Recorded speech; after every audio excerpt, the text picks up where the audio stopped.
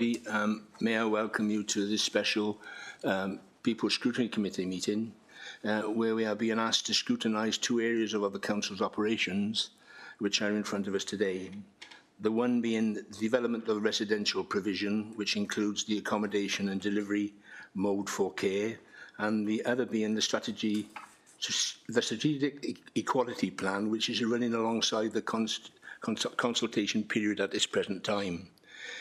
May I also take this opportunity to explain to members of the public who are here today, or maybe those online are listening and watching, so that there is no misunderstanding about the role of the Scrutiny Committee members and their powers.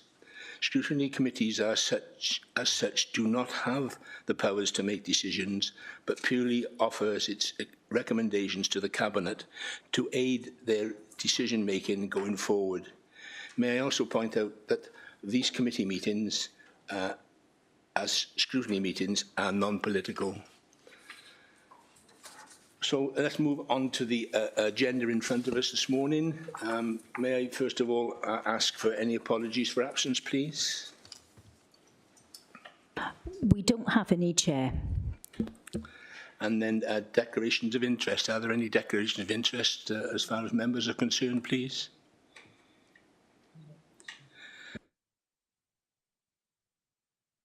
Public open forum. There are no public here at the present time.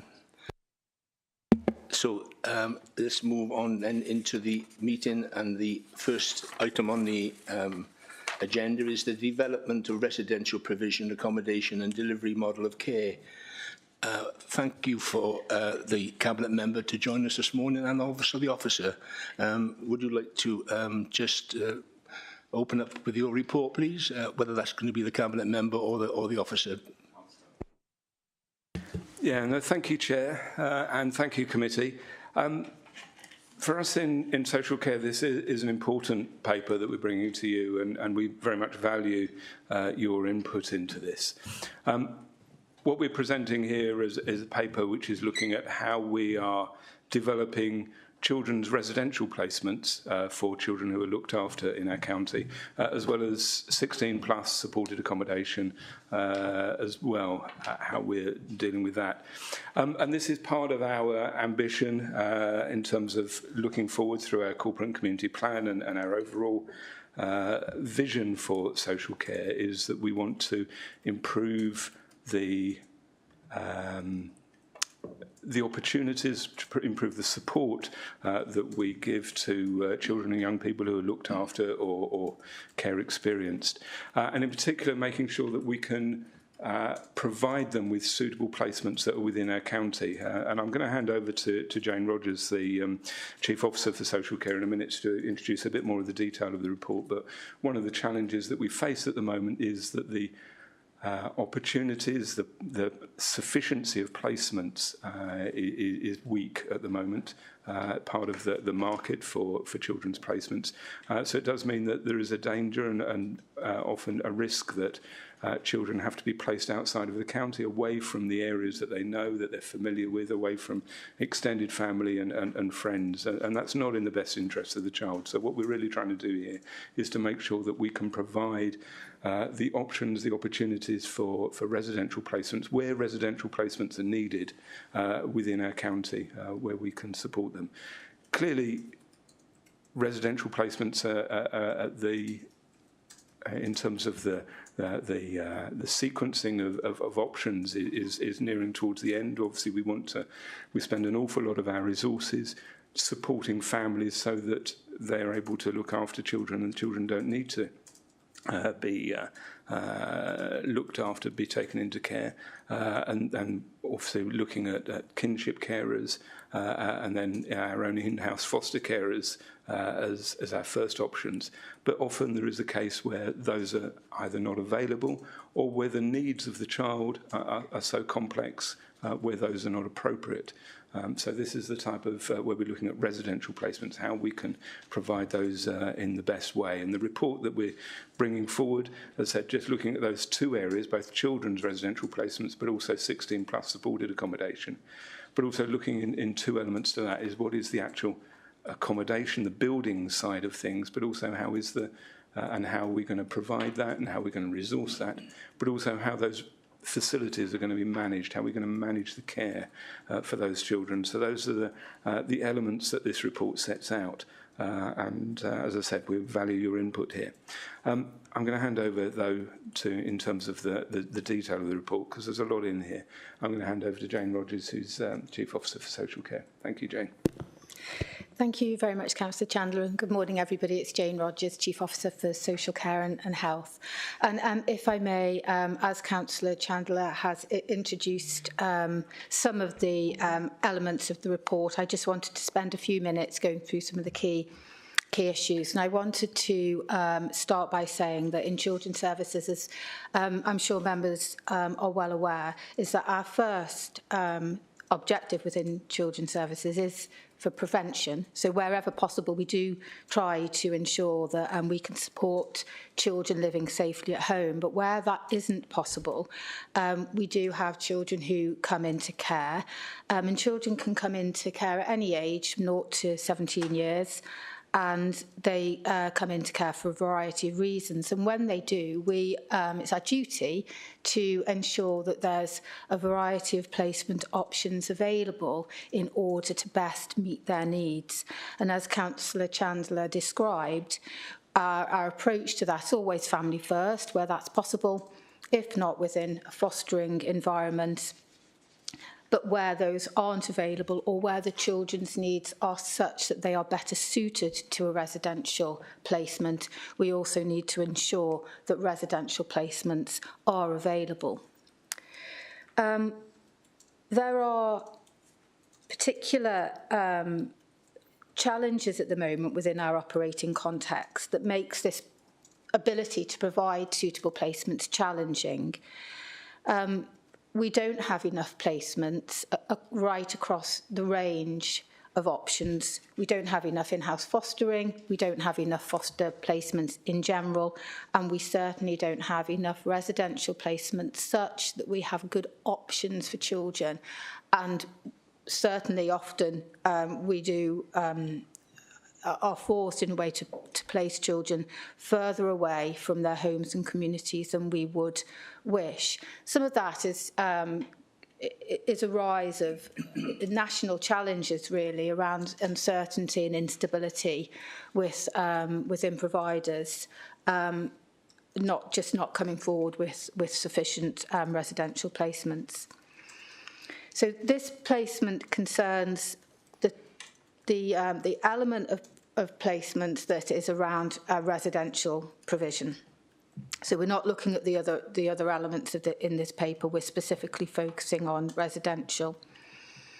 There are 3 types of residential placements, broadly speaking.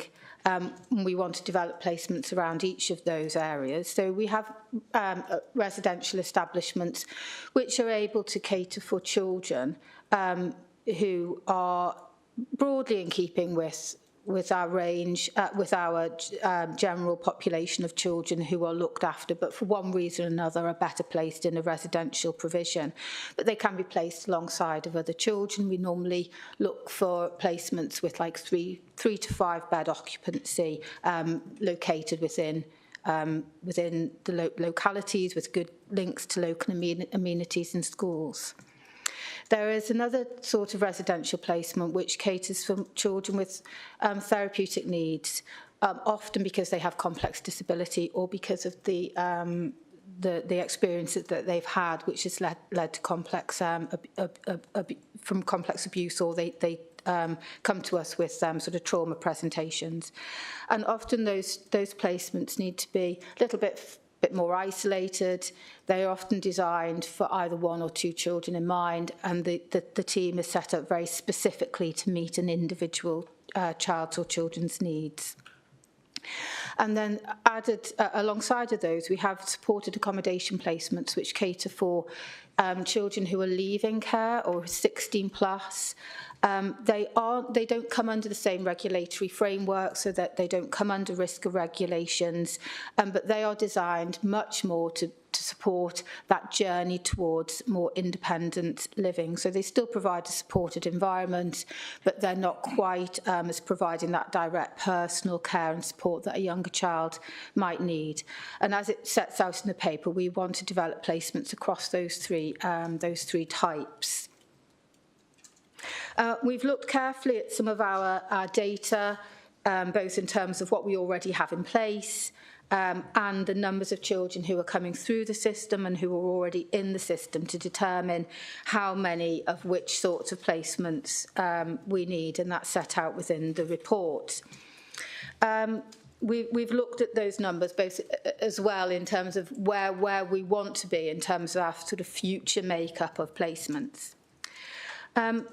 And moving on to the actual provision of placements, there are two elements, again, as Councillor Chandler referenced. So there are two elements, and the first of those elements are the building, the bricks and mortar aspects of the provision. And the second element is how we provide the care and support that children or the young people need. And when we're thinking about moving forward, we've got to really carefully consider both those elements. And those are considered within the report, and some draft sort of proposals made around how we would approach both those aspects. When it comes to the building side, the accommodation side, what we are proposing is that our first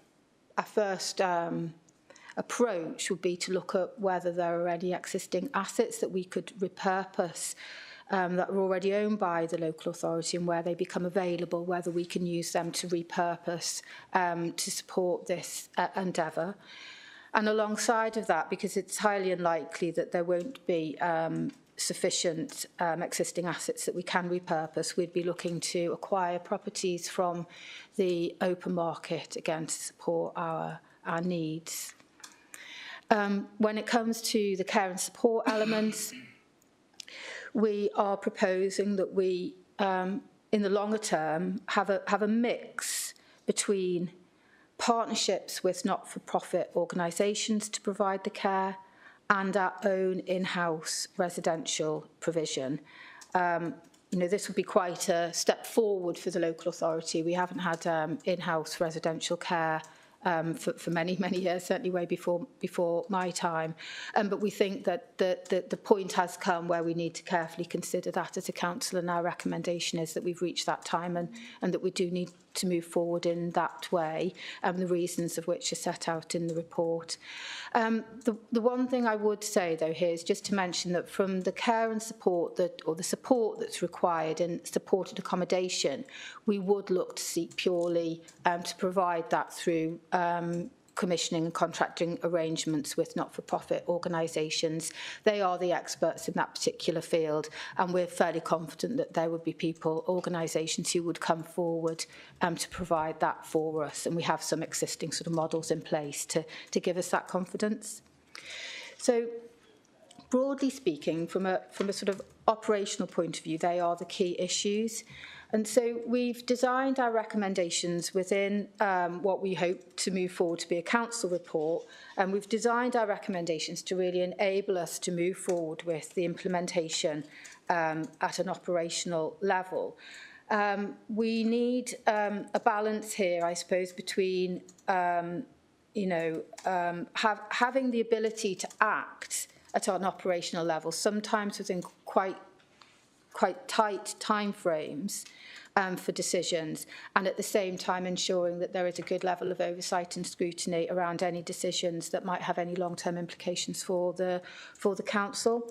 And so we're proposing, or asking really, Scrutiny to consider and make recommendations to council perhaps around the general endorsement of our intended approach at this particular juncture, and set against the various operating challenges and sort of wider context that we're in. And that alongside of that we're asking, in effect, for the decisions that are associated with this approach to be made by Cabinet And that would be making decisions based on business cases and a consideration of the different projects that we would be putting forward. So that would be decisions around whether we're asking for an asset to be repurposed or we're asking for the direct acquisition of an asset. And within that also the way that we would approach for that particular project, how we would approach delivering the care.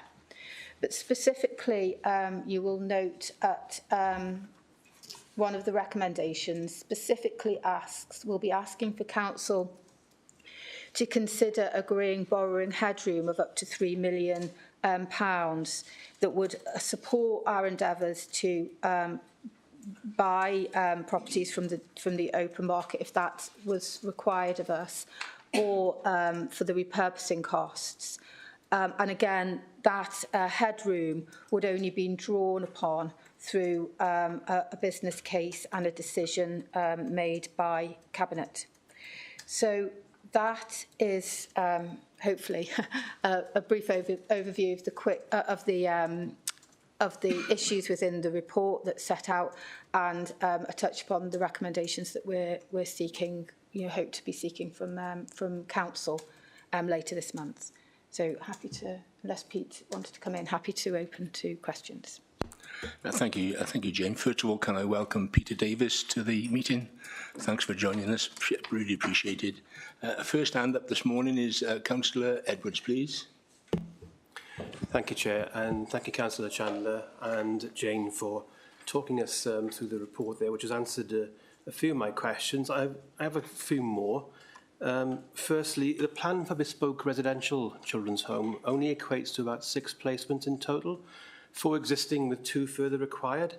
Now, compared to the other home types, the standard and supported, I just wanted to make sure that this future placement figure is adequate, and wondered what it is exactly based on. In other words, is there a demand historically? Has it been sort of low, and will a total number of 6 placements be adequate long term? Now, I appreciate the needs are different, but however, could you explain why the bespoke home couldn't be in one large separated dwelling rather than what would be 3 dwellings if the plan is carried out? Also, under developing placements accommodation, it mentions securing grants from Welsh Government in relation to the acquisition of suitable properties. How confident is the council in being able to meet its objectives in this area? And how far along are you in discussion so that the council doesn't have to further eat into an already stretched children's services budget?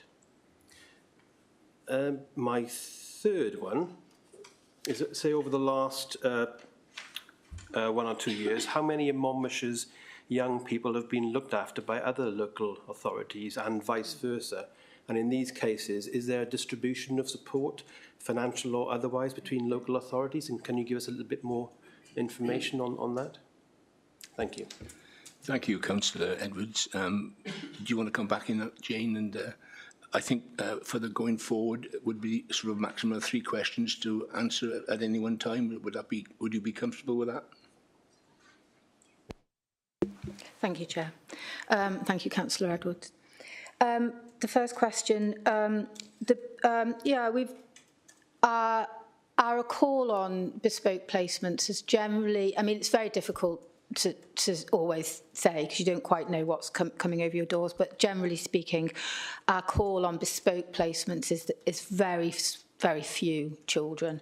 From my experience over the years in children's services, usually around between 2 and sort of 5 children where we're really struggling to find any placement that, because of their needs, they do need something very individual.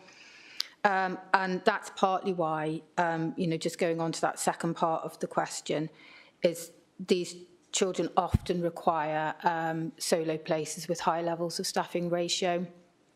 And part of the reasons why they need these sort of placements is it's very difficult to place them alongside of other children, either because of the risk they may pose to other children, and because of their specific therapeutic needs. That the staffing group to support those children will have general residential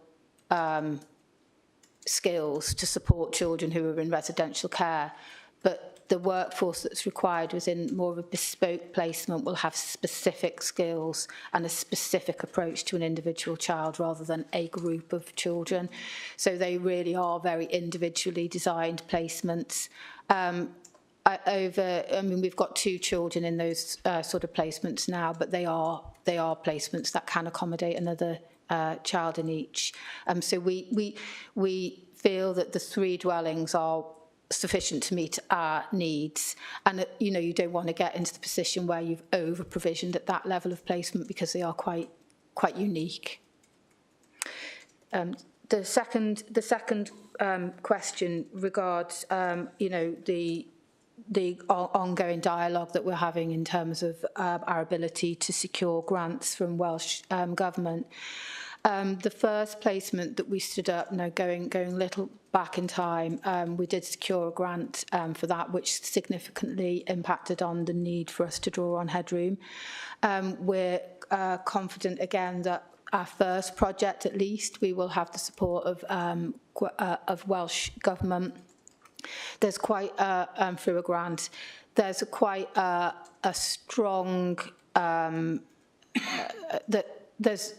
there are grants under the Regional Partnership Board that are specifically there to support the development of capital projects.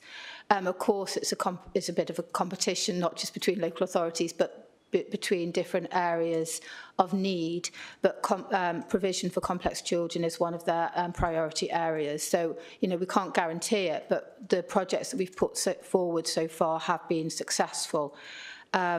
And that does, as you say, really allow us to, not overstretch, and to ensure that any borrowing costs are minimised. For each project, we'd make a separate application.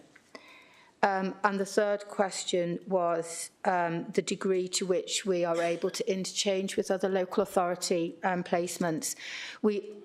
In terms of how we look for placements, we look at other local authority placements before we go out to the open market, and there is some degree of movement between the Gwent local authorities and other local authorities, but unfortunately those local authorities are in the same position as we are, in that no local authority has sufficient placement. So it is very rare that there are other local authority residential placements available for us to use, but it's always our first port of call, and presumably when if we are at that point where we have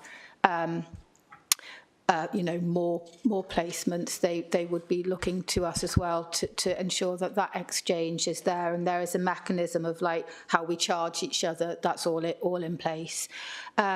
We've talked as a Gwent, across our Gwent local authorities, and it's we really do step in where people are, where we're really struggling for a placement.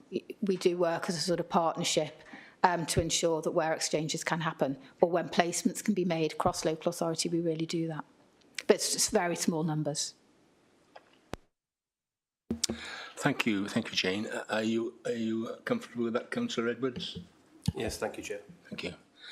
Can we move on then to Councillor Jones, please? Thank you, Chair, and thank you, Jane, for that report. Continuing the theme of local authorities, really, we have joint projects such as MIST with Torvine, for instance, and the boundaries are so close. I mean, Cwmbran and Newport are areas which we all in Monmouthshire shop in at some time or other, and it's an invisible boundary almost. And I was wondering if, as part of cost cutting, we have any plans to buy property with other local authorities as a partnership. Just because, it's much easier if it was, say, on the boundary, and therefore I know children would be going out of Monmouthshire, but, very close that it really wouldn't matter. I mean, Newport too has places, haven't they? And I wondered whether we could work with these local authorities close by to see, whether we could get properties cheaper than we could actually get them in Monmouthshire. And that's one thing. The other thing is siblings.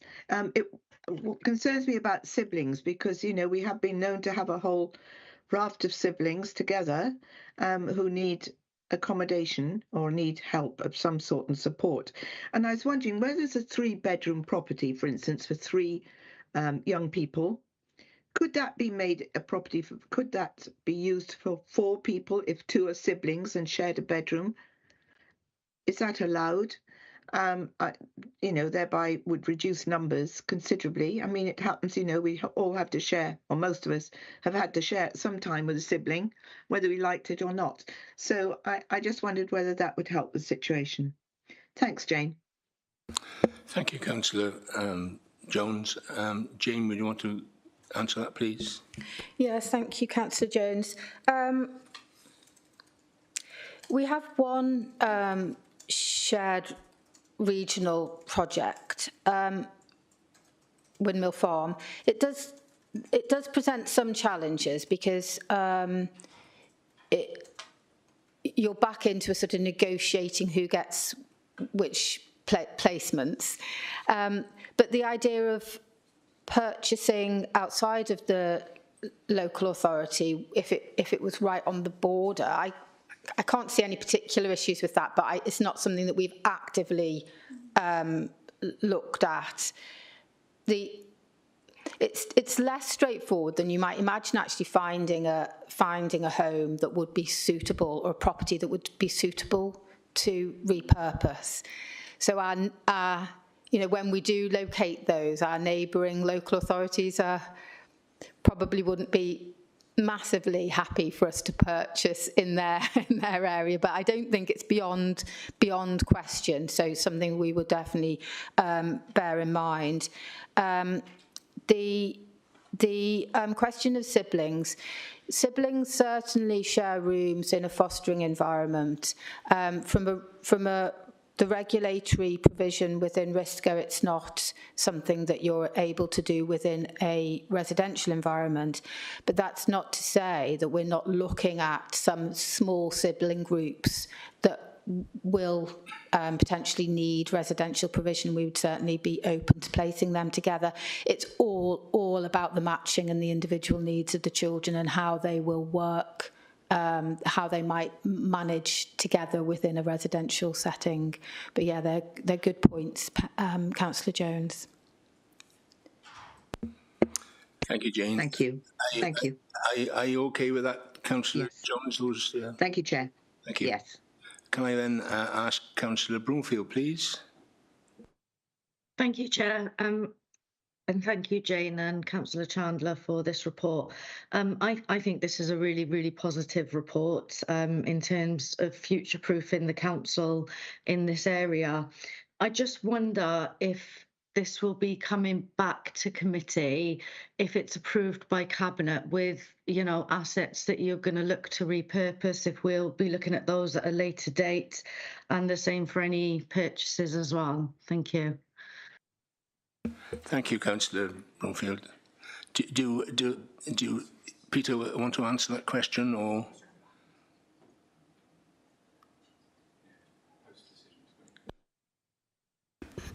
Thanks, Councillor Bromfield. Peter Davis, Deputy Chief Executive. So I've got responsibility for landlord services, matters of land and property. We've got Nick Keys on the call as well, who's our interim and acting head of landlord services. So, but yes, to your point, I think Cabinet will look to preside, I guess, over future decisions, whether those assets that are brought forward from our existing portfolio or ones that are new and afresh.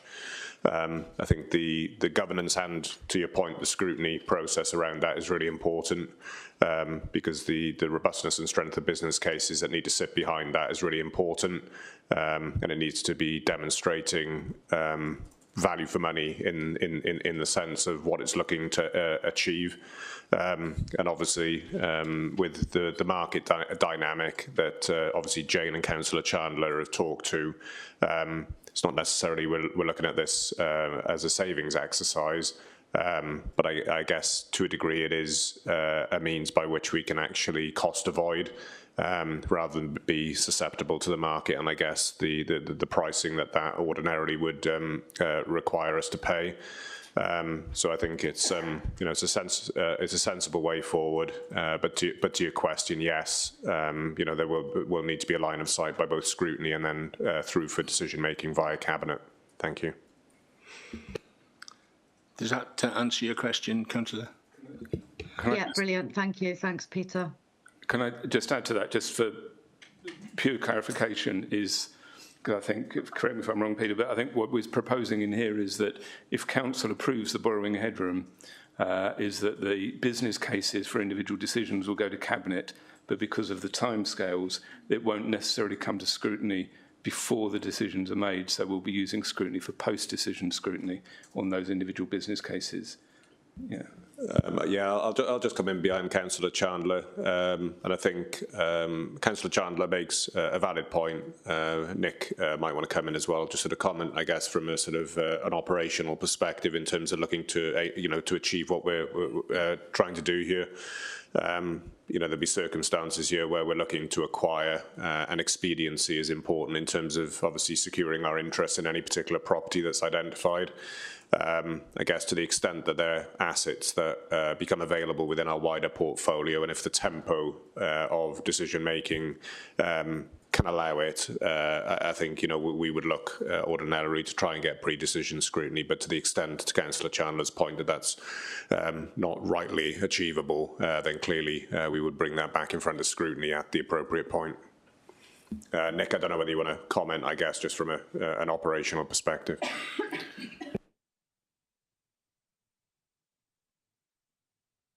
Yeah, thanks, Pete. Thanks, Chair. Only briefly, I think you've captured it exactly right.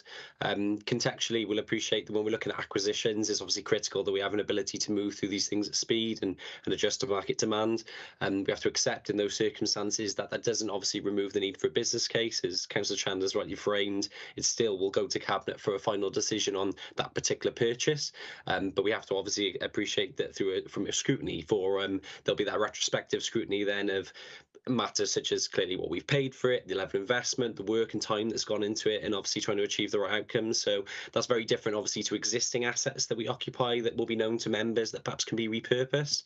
But it's very important to acknowledge that there is a kind of a time of the essence element of this, particularly when it comes to acquisitions, and obviously that's captured within the recommendations of this report today. Thank you both, Peter and Nick, for that explanation. Can I then invite Councillor Strong, please? Thank you, Chair. And can I just say thank you to Jane and the team for this report. It's really welcome, and I think it's quite sort of exciting to think that there's sort of going to be some changes afoot that will actually probably make and hopefully make the lives of children and young people in Monmouthshire that do need care and support, more in line with their communities.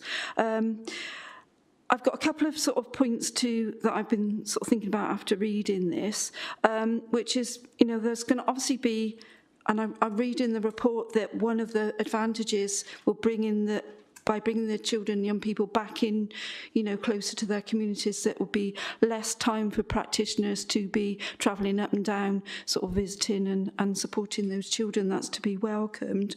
But also thinking on the sort of flip side of that, will some of those children actually be moved back into Monmouthshire? Is that the plan? And obviously, some thought will need to be done to, repatriate those young people, really.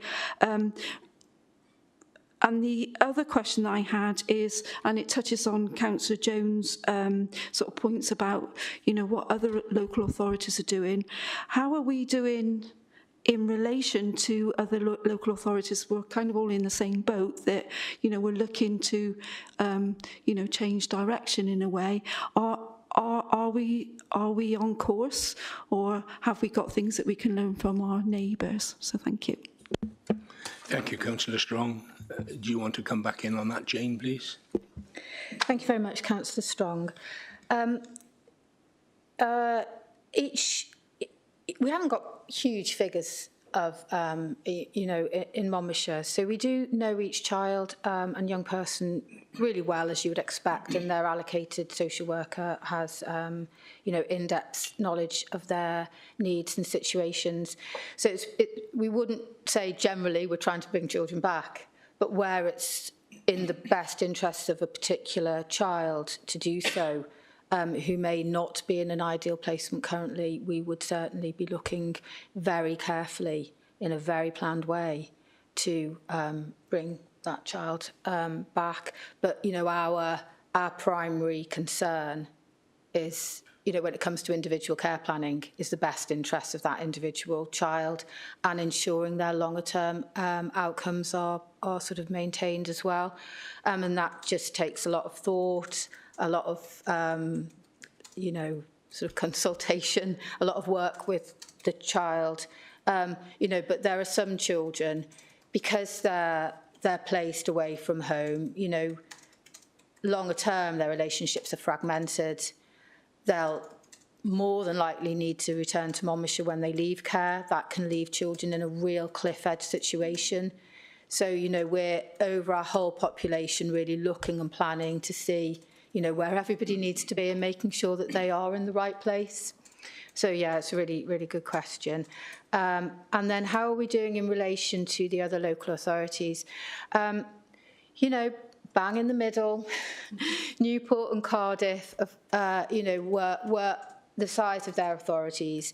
They've always had a level of their own provision, whereas within Gwent, Blaenau Gwent or Vine, they've been similar to us. They haven't had their own in-house provision, so they're at a similar point to us, looking in the way that we are to develop their own in you know, various ways really, in a very similar stage to us. So we're lucky in Gwent that we have got Newport and Cardiff who have experience of running their own in-house services, so that we're going very much in it with that learning in mind. And of course, in Monmouthshire, we also have experience of developing placement, so we've got a lot of learning to draw upon. And you can imagine nationally, you know, this is a very turbulent time in many respects for children's services. It's a sort of seismic change because of the sort of policy context that we're working within. So nationally, there are various you know, groups and fora that we attend that we similarly can learn lessons from. But we are all, to a certain degree, feeling and learning as we go, because this is, like I say, really turbulent, seismic for children's services. So thank you.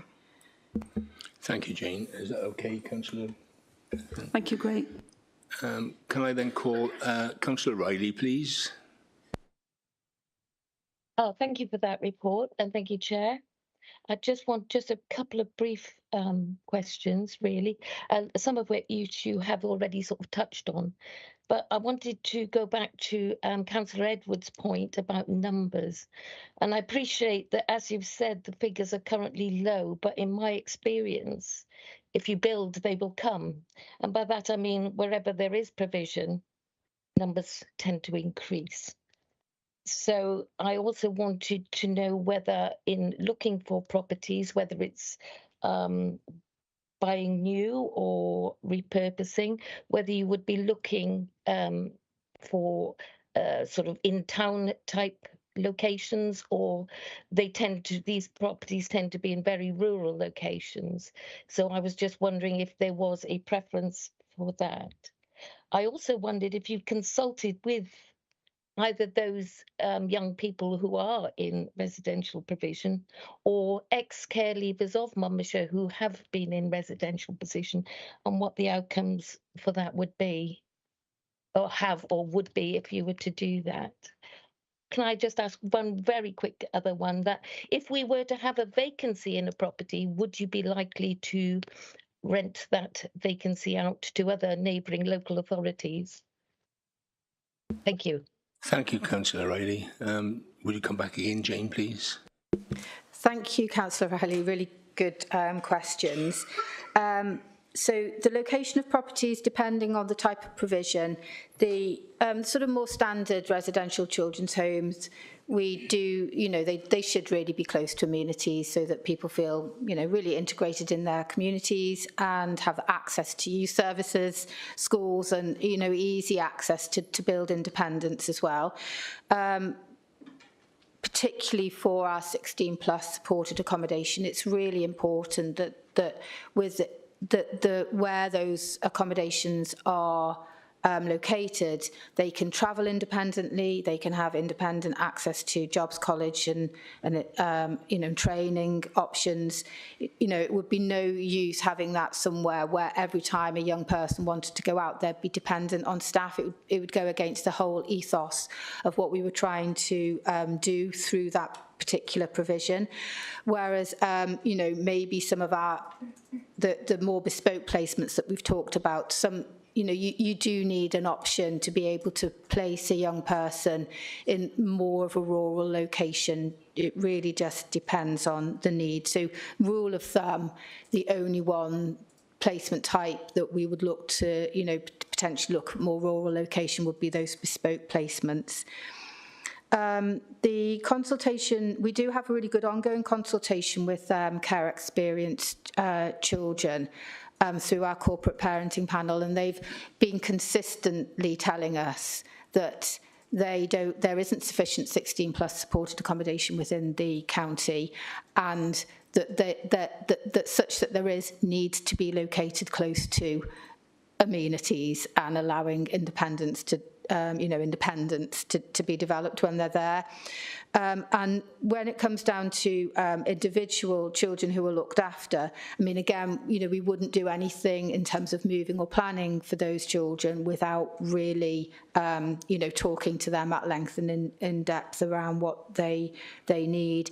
And I think we could only sort of generalise from that children who are in residential placements would rather be in residential placements nearer to their homes and communities than, much further away.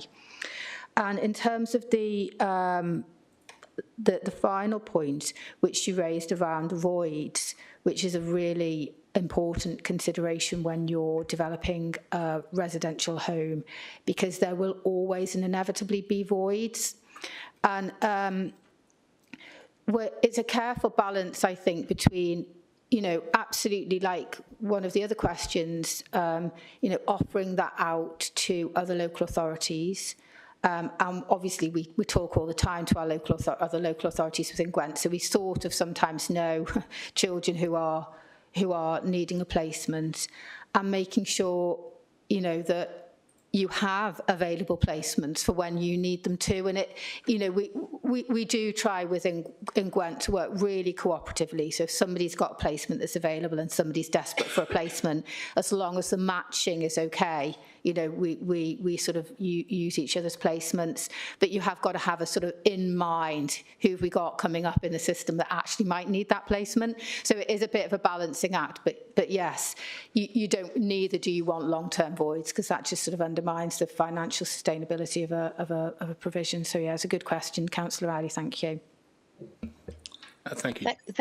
Thank you. Could I just add to it a little bit? I suppose my concern was that if you then had an unexpected need and you had given that place to somebody else, regardless of which local authority's child that is, would that mean they would be given notice even if it was quite a positive placement for them? That would be my concern. Yes, thank you, Councillor Riley. And no, we just don't do that. It's always the child's well-being is always prioritised. So it might be that we sort of have. And again, it's so difficult to generalise. It might be that there's a sort of natural progression plan for the child. They've been placed in an emergency, but actually their line of travel will be back to their own local authority. So we just continue to sort of work in partnership and care plan around the movements of individual children to try and get the best outcomes for everybody, really. But there would be no immediate, like, you've got to go. No. Thank you. Does that answer your question, Councillor Riley? It does. Thank you very much. Yeah, thanks for your input on that. Can I ask Councillor Howarth, please? Thank you, Chair, and good morning, everyone. Just a couple of quick questions there on the basis of I do get a bit frightened when I see Peter in a meeting. We must be borrowing money or something and doing things in a way which is a direction which in this in the climate we're in at the moment is quite challenging. we got three categories there, Jane, as reference to the complex needs supported accommodation and the other age aspects. So we'll call it 16 to 25-year-olds. How would you, on that last category, we're talking about probably looking at three accommodation spaces. How would you build that around that last category and let's say the 16 to 25-year-old basis? I mean, I don't have any issues with what we're doing here. It's like we're building a new portfolio here with direction and in catering for young people and young adults in putting them in the right direction for later years. But I just find it difficult. What I'm hearing is the support accommodation. I'd say perhaps that may categorise into the last one, the 16 to 26. And I know support accommodation is for people who do have some kinds of needs, etc. How do you categorise? How are you going to categorise spending, let's say, 3 million quid on 16 to 25-year-olds when actually we may go in a direction that actually what we've got is not what we want? I just find it a little bit mumble jumble at the moment. The other thing, my question is directed to the cabinet member there and to Peter, that if we're going to spend quite a large sums of money in direction, is we just need to be careful we don't run the risk of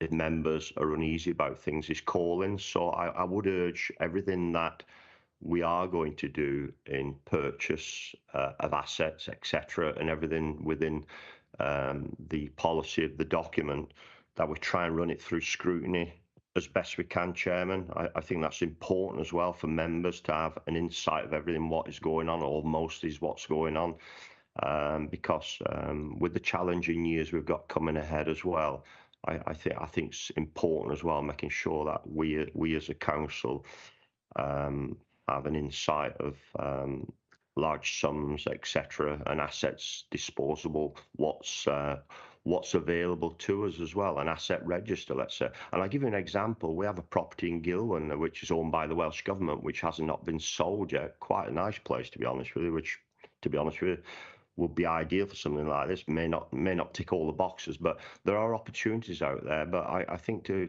have 3 accommodation places, it's going to be quite expensive and have a team behind them. So the 3 million quid is quite a lot of money. But I will endorse what we're doing here at this moment in time. The other one was Sue picked up on that. Have we any business cases which other authorities have incorporated into their plans? You did say that this direction has been taken by Newport and other authorities locally to us. Have we any scope to look at that and see what their failings are? I do know we are unique as Monmouthshire. Perhaps what would suit some people in Monmouthshire, some young person in Monmouthshire, may not suit others because of the city kind of scenario and the larger town kind of scenario. And I do find that it's the balancing act. So there's a couple of questions there, Chairman. Thank you.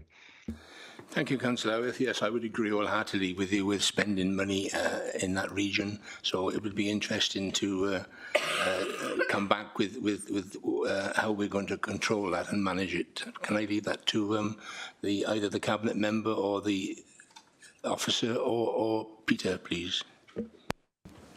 I mean, just on that one, I mean, because we can obviously the other questions we can come back to as well. And I'll probably let Peter or Nick come into a bit more detail about the scrutiny decisions, Councillor Howarth. And I think you're absolutely right. We have to be completely transparent, and we have to be ensuring we're getting absolute best value for money when we're making these types of decisions. But what we're looking at here is we are looking for council later this month to approve the principle of us either repurposing existing accommodation or purchasing new accommodation on the open market. That's the decision that we want council to make and to give us the delegated authority to borrow up to a certain amount of money. And that's a decision then that those individual property purchase decisions, if we're coming to that level, is when we're saying we're going to purchase property A or property B and this is the cost of property A, these are not decisions I think that are appropriate for full council. Those are the decisions that have to be made at both an operational level and signed off by Cabinet, and clearly we'll hold ourselves accountable for that, as we've already said, by taking those decisions back to scrutiny for post-decision scrutiny. Obviously, if there's opportunities to have pre-decision scrutiny, then great, but often this is going to be post-decision scrutiny. So it is that level of holding ourselves accountable for those decisions, but also recognising that council does have to give delegated authority both to Cabinet and to officers to make certain kinds of operational decisions on that, because it's us that will have the detail of knowing, one property A as opposed to property B or what have you. So I think that's what I wanted to say on that. I don't know whether, Peter, you want to add to that on that particular question before we return to Jane on the broader question about supported accommodation. Thank you, Councillor Chandler. I think you caught that well. Probably a couple of supplementary points, and I will hand across to Nick because I think his perspective will be useful as well to add to mine. So just to, I guess, echo the point in terms of what we're asking council to do. We are looking to increase the level of borrowing headroom. I'll come back to that in a second.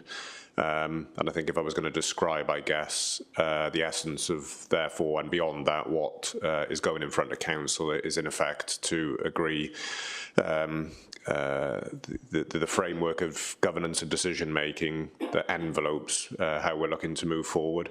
And that's really, really critical and important, given your point, Councillor Howarth, in terms of public money and borrowing, risk associated as well. But, obviously the report talks to that, and then ultimately, on the basis of an affirmative council approval, we have baton transfer back to Councillor Chandler's points. Two further things, I guess. First off, just in terms of individual business case, and this is probably given Nick just a few seconds just to reflect in terms of how he shapes his input.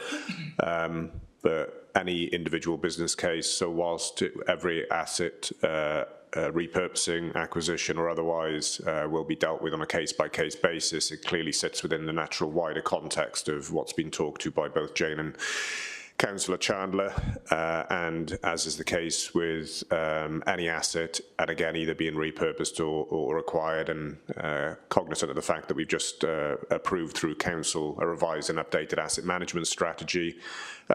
Nick, in terms of just seamless sort of handover to you, you would naturally expect, I guess, within the throes of any individual business case, for it to give consideration to exit or subsequent and further repurposing in terms of what the value of that particular asset, either held currently or acquired, might be, such as part of our risk mitigation strategy in the event there is either no longer a future need, possibly unlikely given our circumstances with demand, but it's just to sort of exemplify that point. So Nick, do you maybe want to just come in on that one, and then I'll maybe come back with a latter input then in terms of the borrowing headroom. Thanks. Yeah, thanks, Pete. Thanks, Chair. Only, I suppose, tied into that, Pete, but only a brief comment to add that I think hopefully will be of comfort to members. As much as we've talked about business cases being required for any acquisition or repurposing, important I acknowledge all of these will be supplemented and supported by an independent valuation as well. So as part of any acquisition, we would commission a piece of work to make sure that independently that value has been assessed. That's not only a requirement in terms of obviously the Cabinet report and the delegations we're suggesting today, but equally in terms of access to the grant funding.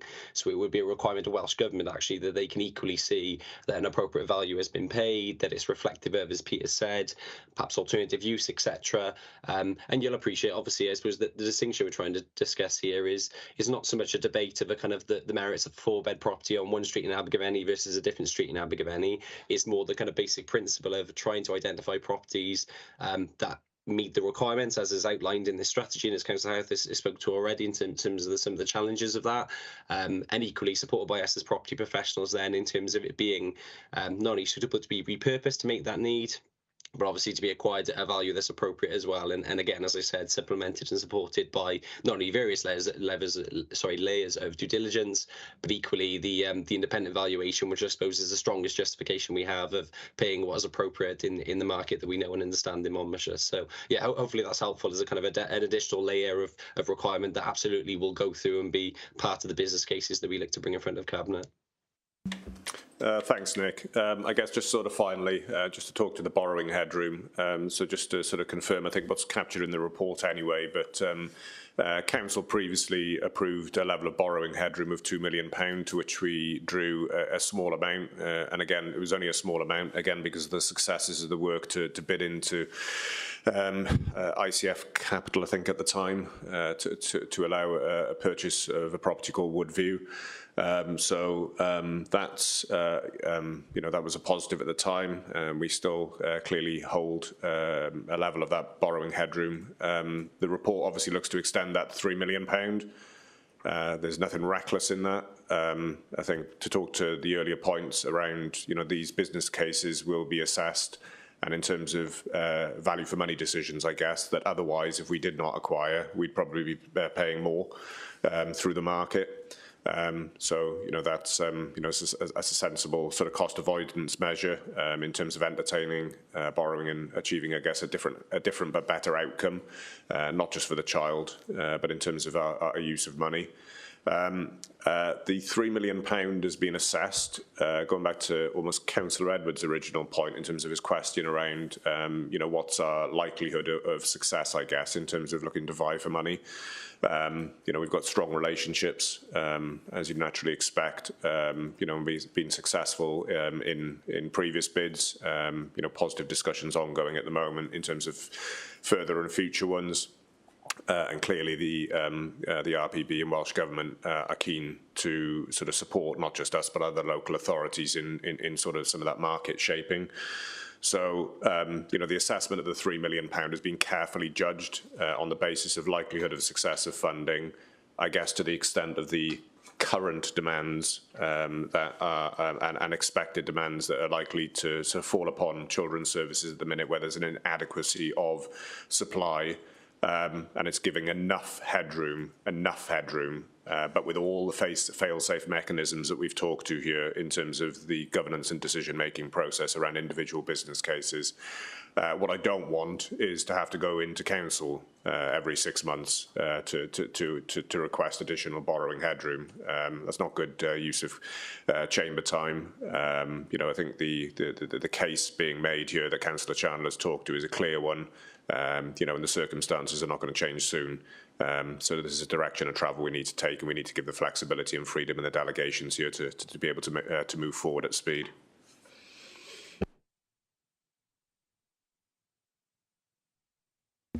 Okay, Jane.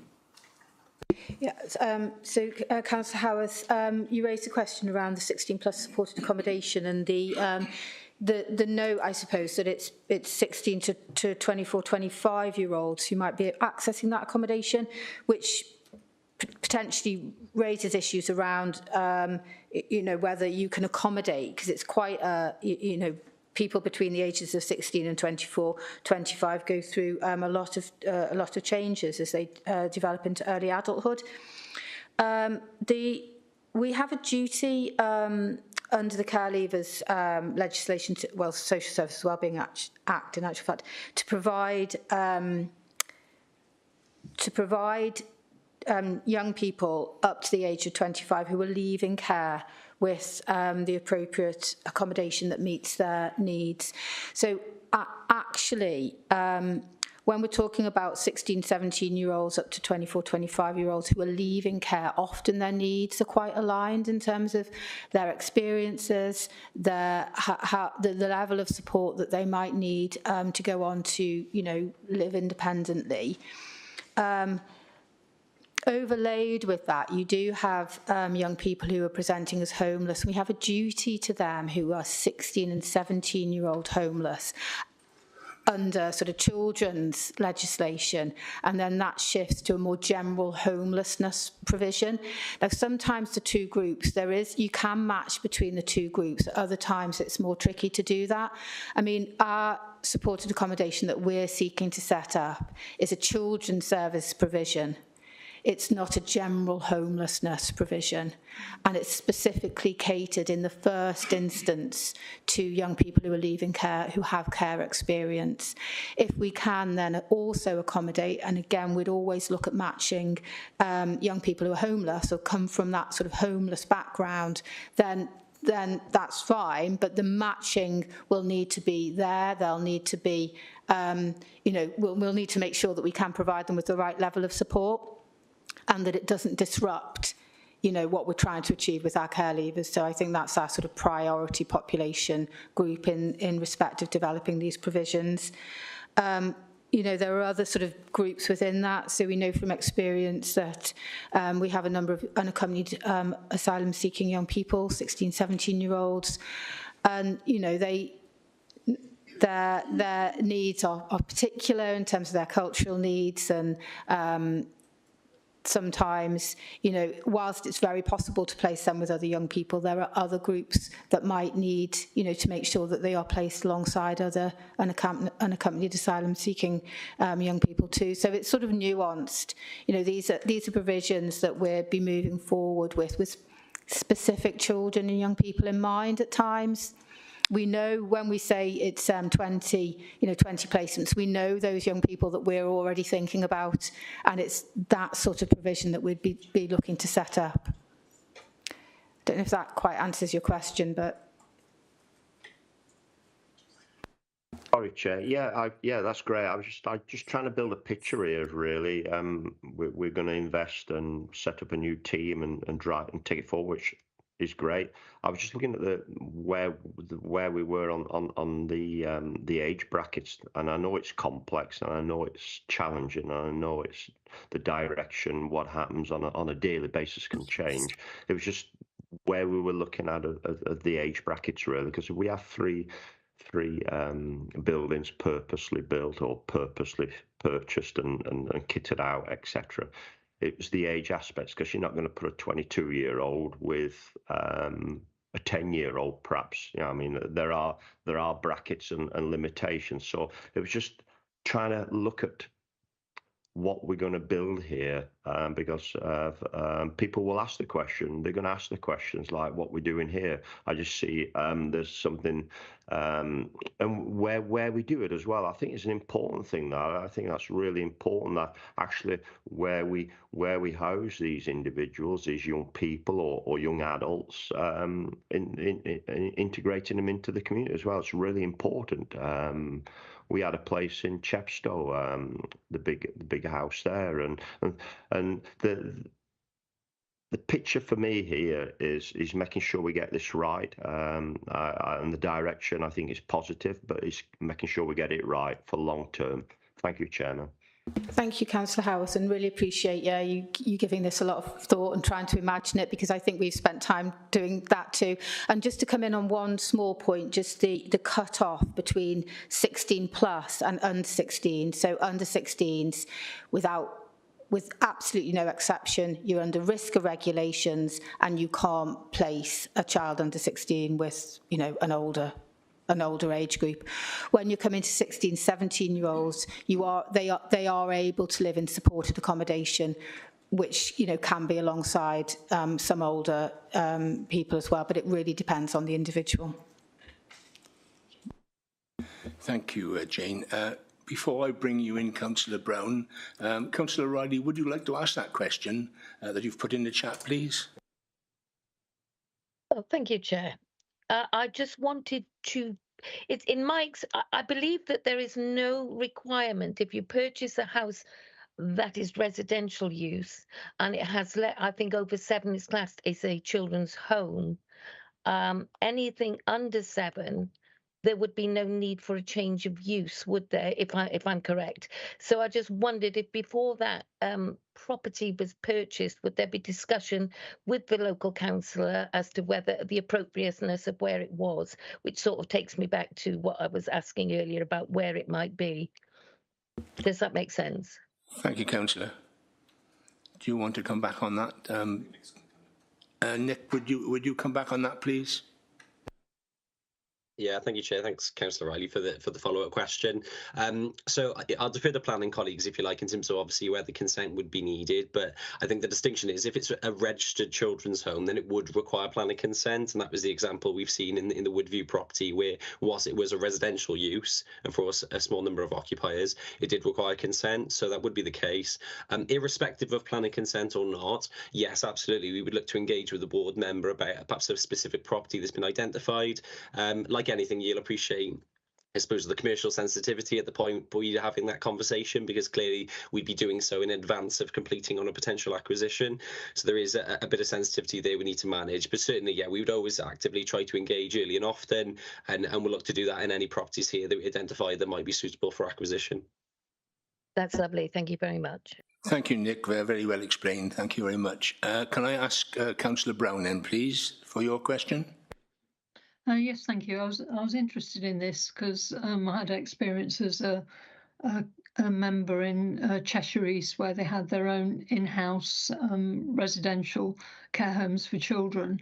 I think that the policy needs to state that it may be something that you obviously would already do, but it should be that fostering first is the ideal situation, because I think it's better for children to be in with a family rather than in a care home.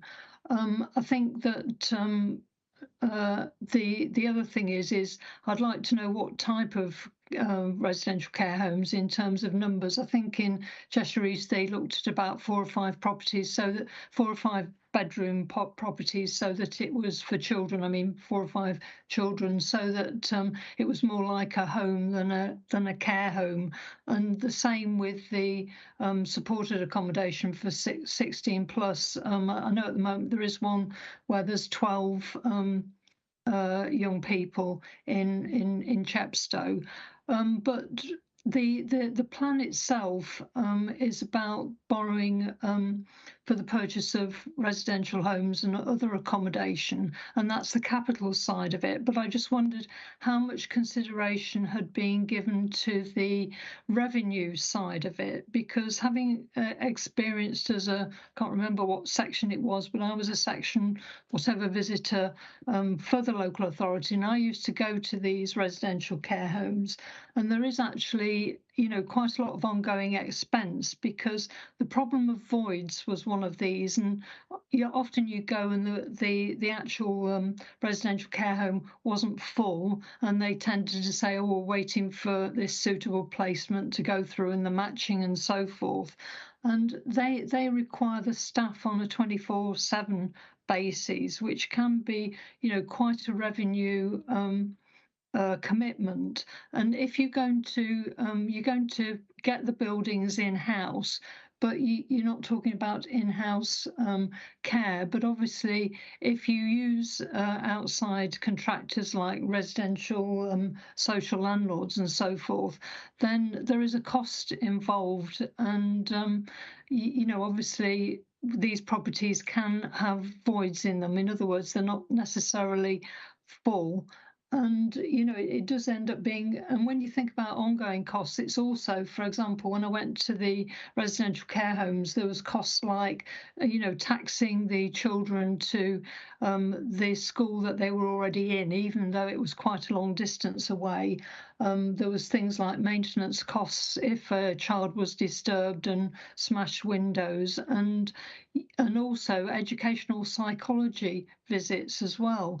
I mean, these are sort of all revenue ongoing costs, and I wondered if we'd look more into the long term of this proposal. I appreciate the reason for it is because of the fact that we can't use it's not for profit for fostering, but have we really thought about not just the capital side of it, but also the revenue side of this this of what we're going in for. So I think, and bearing in mind that, for example, on children's educational placements for special needs, in the last few years, these have gone up from 64,000 per pupil to about 75,000 per pupil. So external providers' costs do rise, and I just wondered whether we'd considered the revenue implications as well as the capital side. Thank you.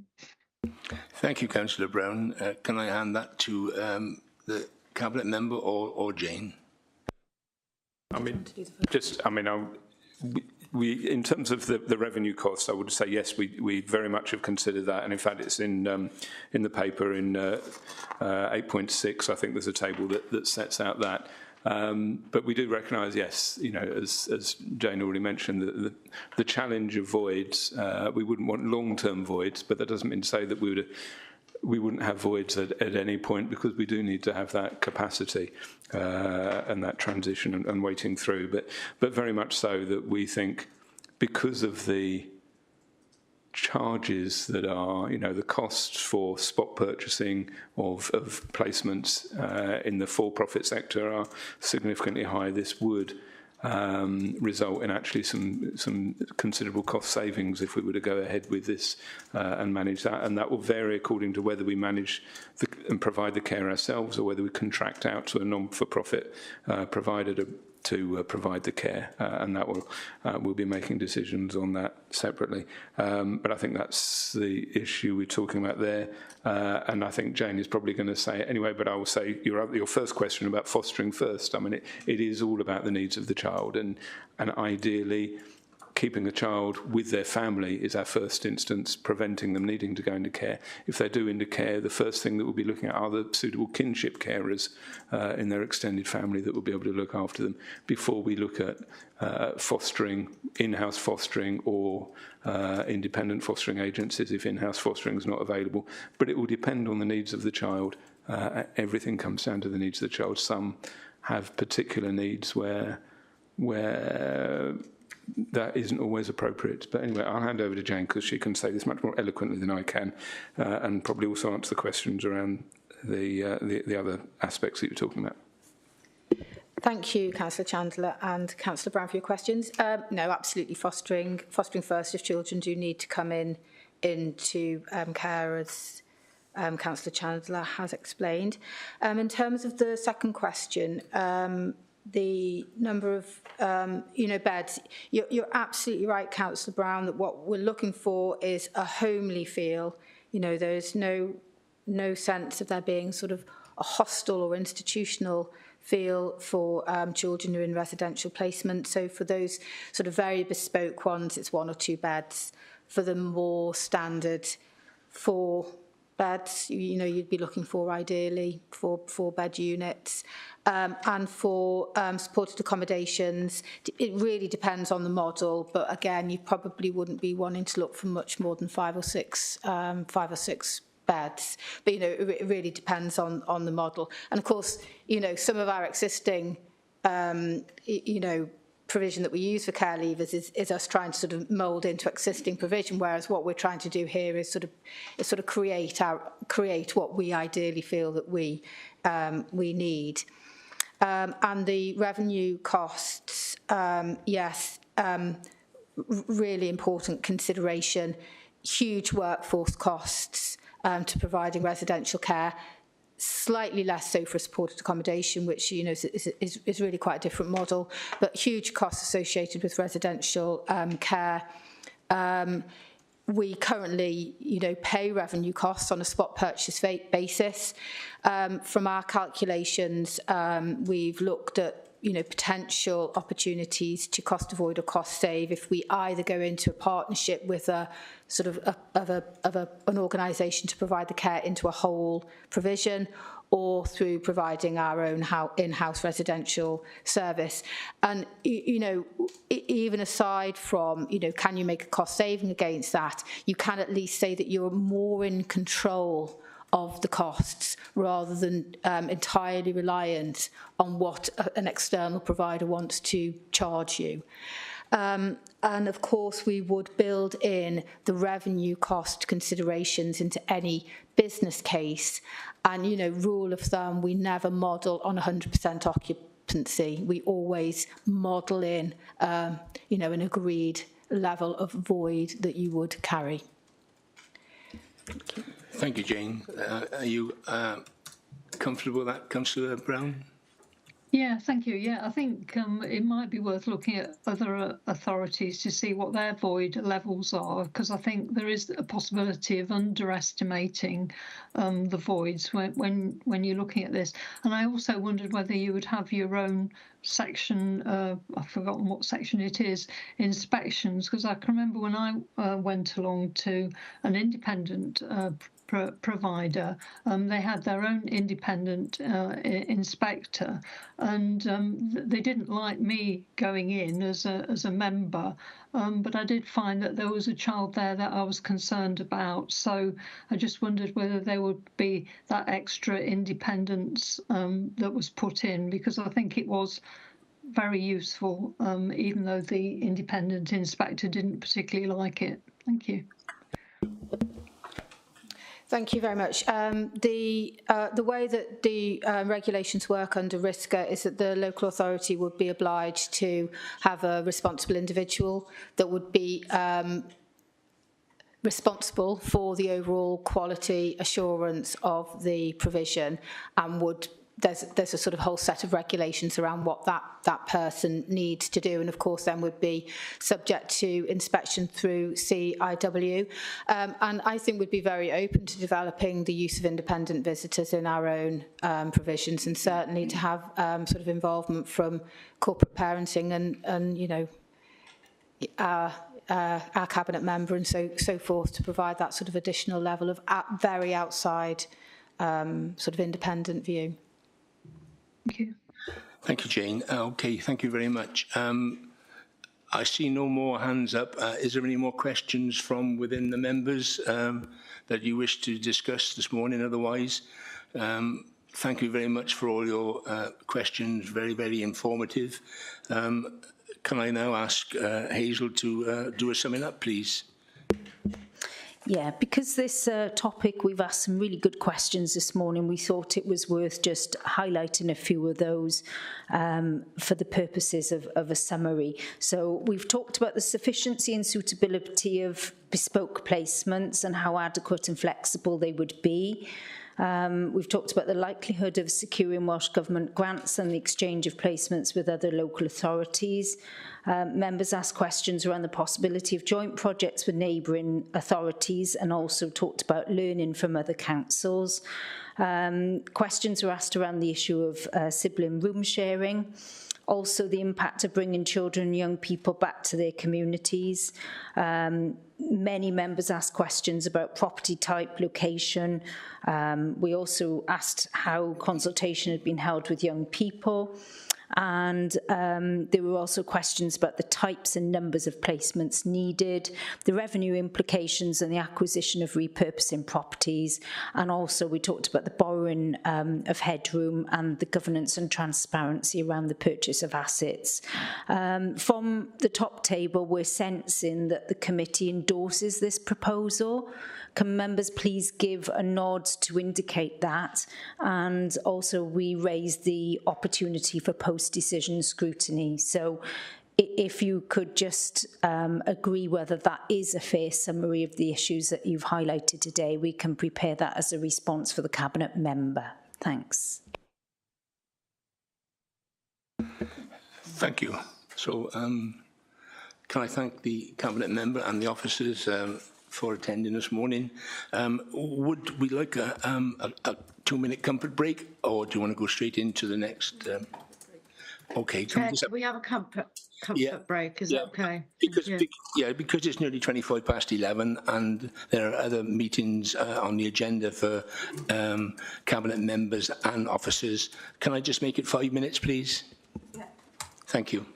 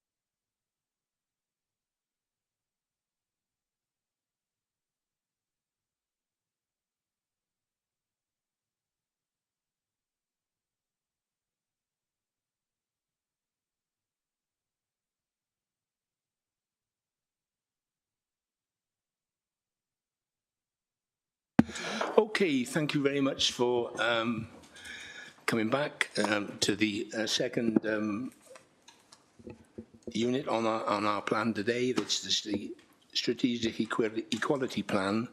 And I just want to remind you that it is running alongside a consultation period at this present time. So the ideas coming forward and whether we're thinking about this or thinking about that would be absolutely superb from the members this afternoon. So can I hand over to, and welcome the Cabinet Member and the Officer for Equality. And probably you can open up, please. And, Thank you, Chair, and thanks to the committee for inviting me here today. I'll begin and then I'll hand over to the officer charged with this, Matt Gatehouse.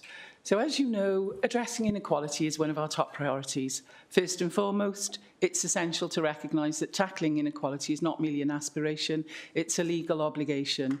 According to the Equality Act 2010, public bodies, including ours, are mandated to establish strategic equality objectives every 4 years. However, our commitment extends beyond legal compliance.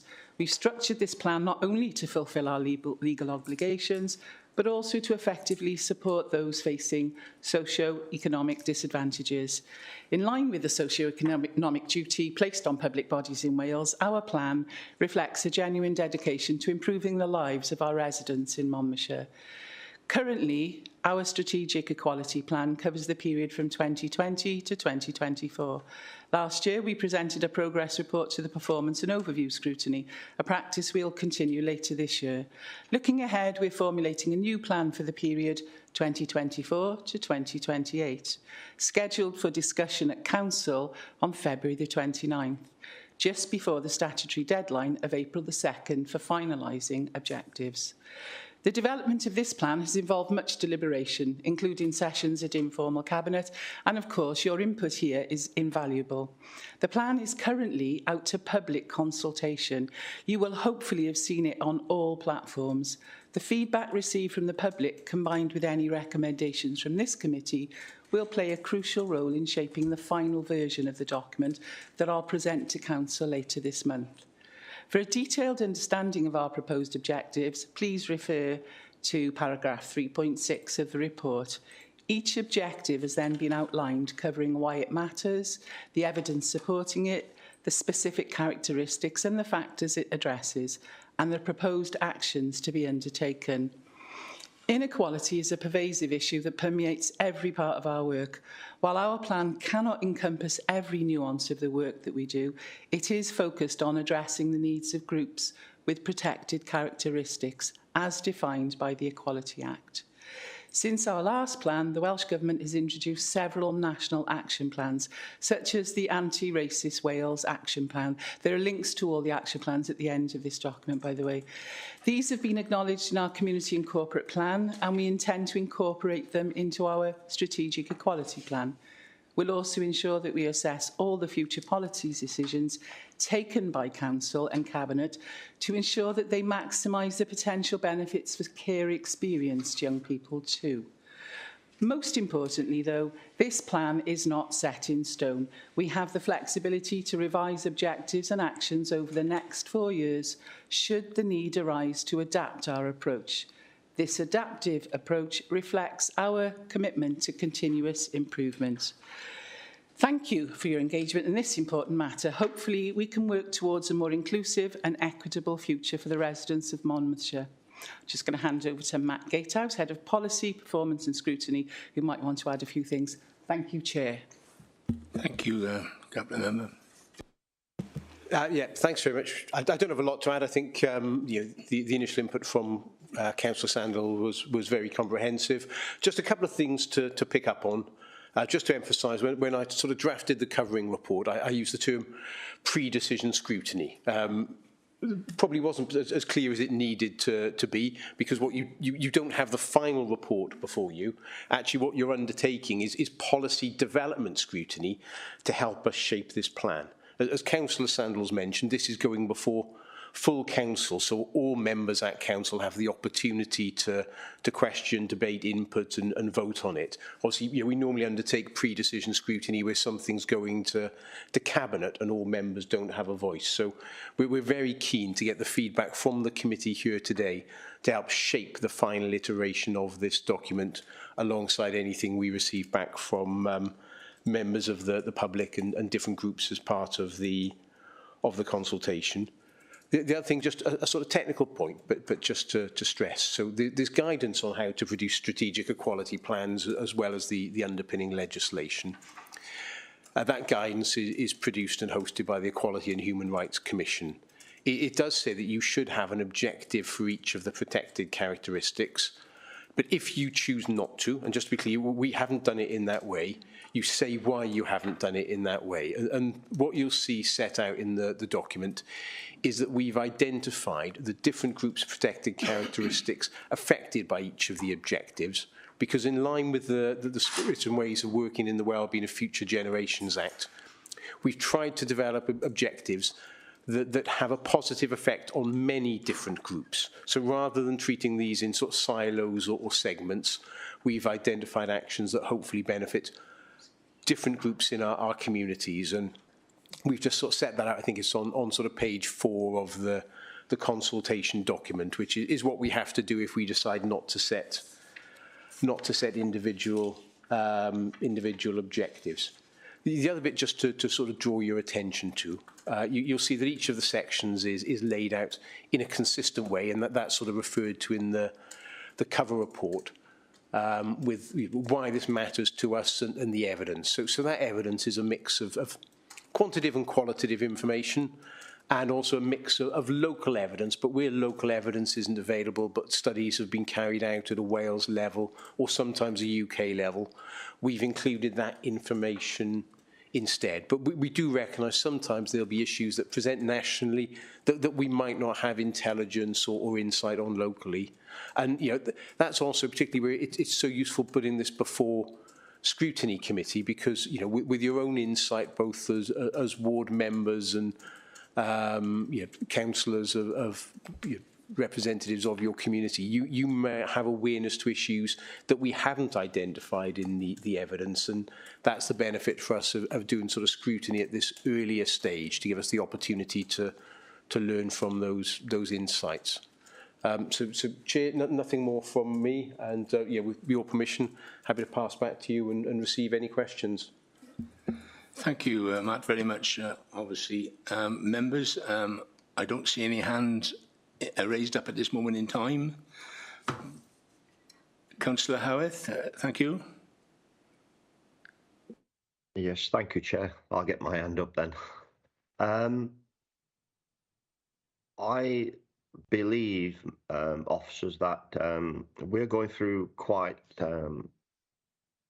some difficult changes, possibly in the next few years, reference to direction as council, as human beings more than anything. It's going to be a real difficult time. This is a 4-year plan once it's been endorsed. It's the risk that I believe we should be highlighting with each of the categories. What risks that we as Monmouth should not. To be honest with you, I'm not that interested really in what other people's plans are and what happens in other cities or towns. I'm interested in Monmouthshire, and this is our plan, and I believe that we should put what our risks are highlighted within the within our direction, the strategic direction, and there are lots of examples there within the budget that we would be able to use. And I mean, the cost of living crisis that rural communities are going to have to go through. We're totally different to probably what Newport is. If you want to catch a bus in lots of our rural communities, your direction is to probably talking a lot different than what it is to get from Nash to Newport Centre, go and do your shopping, etc., etc. So we are unique, and our community our communities in Monmouthshire are unique. The cost of transporting our kids to school. Can we afford it? We've been told unless we have a new direction within the budget, we can't afford it. So we are different to what probably transporting kids in Newport or Torvine are. So I'd like to see a lot more about the risks and the highlights of what problems we're gonna come up against within that strategic document. I think that's really important. I don't have a crystal ball. I wish I had. It would be really good, wouldn't it? But I don't have one. So I think we've got to have what we've got before us today to take forward. But I'd like to see the risks that are involved with taking most of them on the direction and the journey as well that we're all going to have to take as human beings who live in Monmouthshire, whether you're young, old or middle-aged. It's going to be really difficult. I was watching a clip last night from a farmer, and when I watched the clip, we are a farming community in Monmouthshire. It's a farming community. We are built around land and farms, etc., and rural. And he was quite right in what he said. There's more farmers going to have to go out of business than steel workers in Port Talbot. There will be more farmers going out of business in the next 2 years than he said. There will be steel workers who are going to lose their jobs, probably in Port Talbot. I never even thought about things like that. So the risks that we have as and the challenges that are out there, I thought about that real hard, and I think everybody's having it really difficult. So I'd like to have the risks factors built into every one of them. Thank you, Chairman. Thank you, Councillor Howarth. May I say, before we move on to the reply, I've read the integrated impact assessment document, and to be honest with you, it's the best integrated assessment document I've ever read, and I think that's a compliment to the cabinet member and the officer in question in this instance. So perhaps I can leave it. Come back to Councillor Howarth, please. Would you please? To Councillor Howarth or to the officers, Chair? Sorry. Can I come back to the officer, please? Thank you, Chair. Thanks, Chair, and yeah, thanks for the input, Councillor Howarth. I think you make some really important points there. You know, particularly those issues of sort of sometimes issues that can be hidden. You know, it's really enlightening actually, and we know we face particular challenges here in Monmouthshire.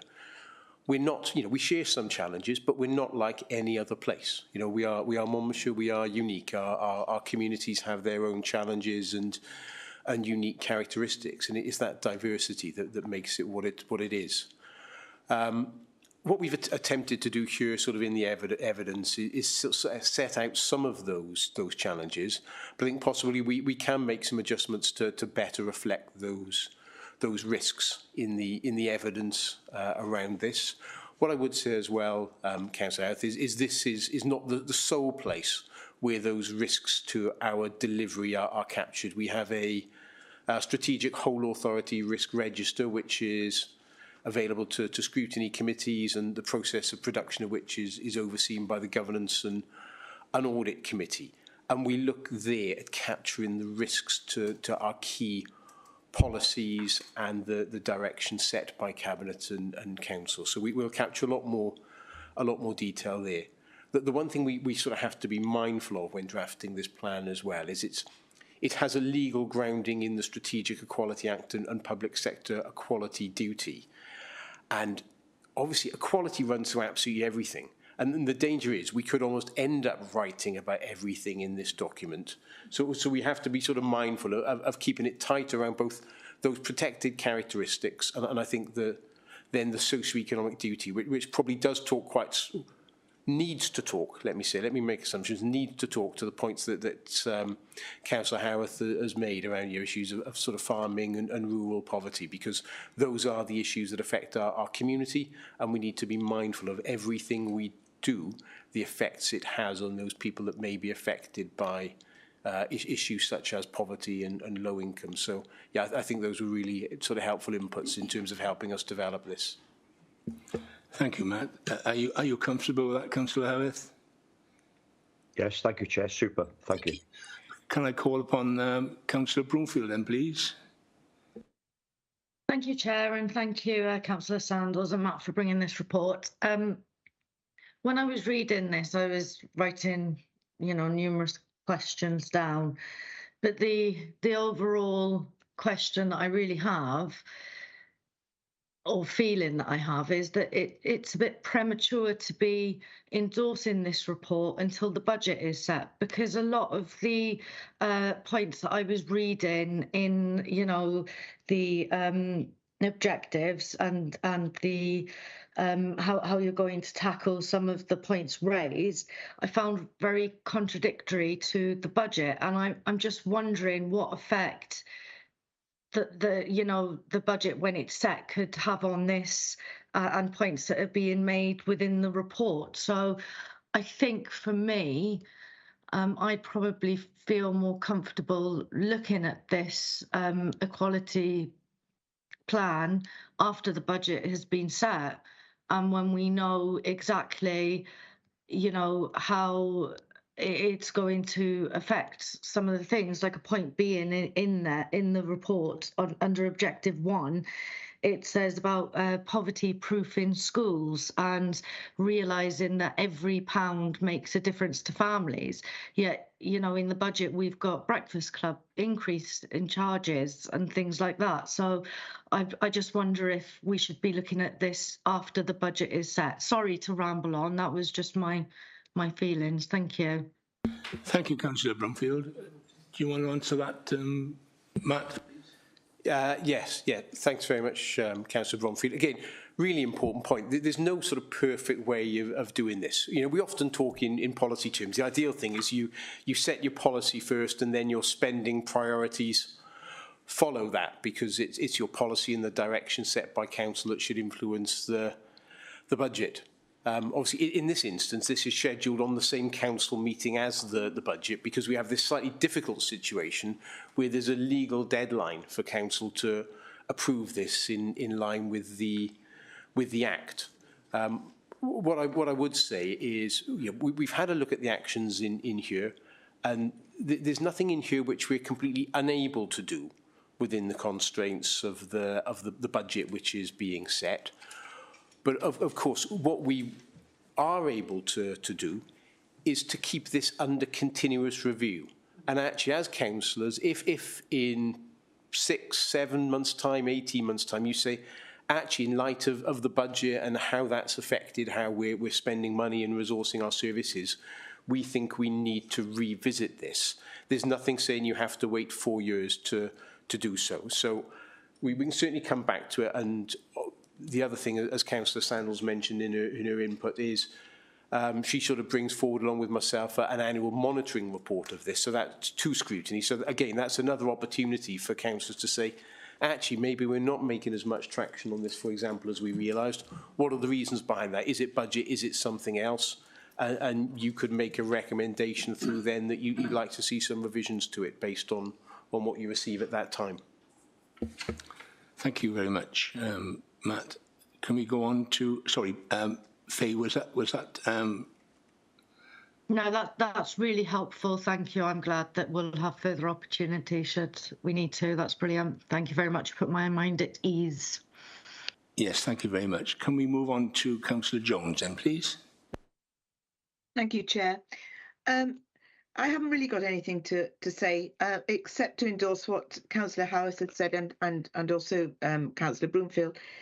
Matt, this is thank you for this report. I mean, it's really an awful job to have to do, isn't it? Look with a crystal ball, you have to kind of look into the future and just hope things stay the same. I recognise it's a statutory requirement, but And I'm also glad that you've emphasised that it's for all and not just for those with labels and groups as such. But, you know, is it really for all?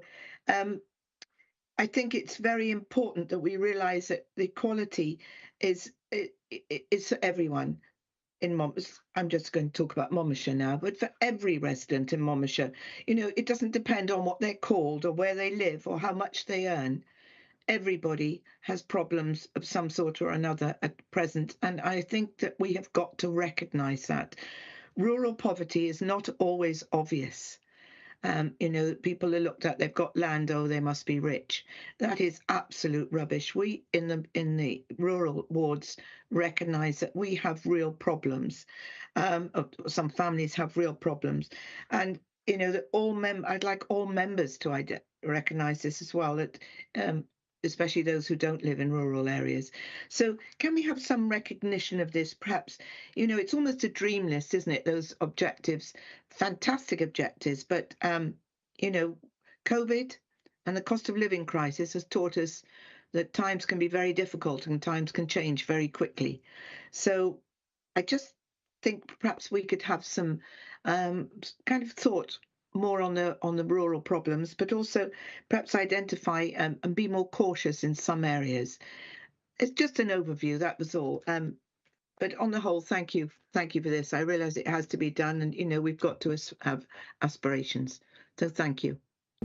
Thank you, Councillor Jones. Do you want to come back on that, Matt, please, or? I mean, nothing specific, Chair, other than to acknowledge, again, they're very sort of helpful comments and serve, you know, again, the value of the committee, making sure that we sort of look at and revise these plans to make sure we reflect the nature of Monmouthshire. There's a couple of references in there to sort of the rural communities in the actions, but we can look at sort of enhancing that, and perhaps what we don't have in there is some of that evidence around rurality and poverty. So I think we could have a look at that and better reflect that within the final document. Thank you. Thank you. Councillor Strong, please. Thank you, Chair, and thank you, Councillor Sandals and Matt for the report.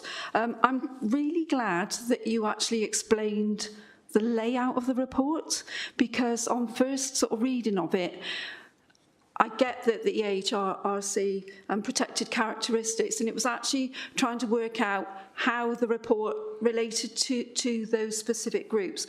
I want to acknowledge that a lot of the protected characteristics, people have overlaps, there are tensions between them, and so we need to acknowledge that when we're looking at this document. I've got a couple of points, and just sort of to put them out there, really. I've tried to sort of cross-reference with the objectives and the integrated impact assessment document, and maybe I haven't got it quite right, but I just want to put some thoughts out there, really. In the integrated impact assessment, it's only a little point, but I think when you talk about age, and we're talking about sort of the age-friendly county work, I think you've missed off a word at the end of that column, because it says a motion has been passed by council to take the age-friendly county work, and then it stops. So forward, you know, to make it happen, because that's one of the things that I'm really pleased that happened at full council last time, that, you know, we are looking at, and I know that there's consultations out at the moment, the people in sort of Countercott Library, and if I wasn't here, I'd be down there, and also I've been passing the QR code round for the consultation on that. So one of the things that I do want to raise is with the bit about employment, is we need to acknowledge that the raising of the state pension age is, you know, currently affecting people that are coming through those age groups. So those people that were expecting their pension 65, 66, 67, 68 and upwards will have caring responsibilities, not just of, you know, sort of possibly parents, if, you know, because people live to an age in Monmouthshire, but also sort of, you know, other family members. So I think that's something that we really need to think about when we're actually talking about sort of protecting the workforce and supporting people in work. So that's one thing. The other thing that I wanted to bring up is around the protected characteristic of sex.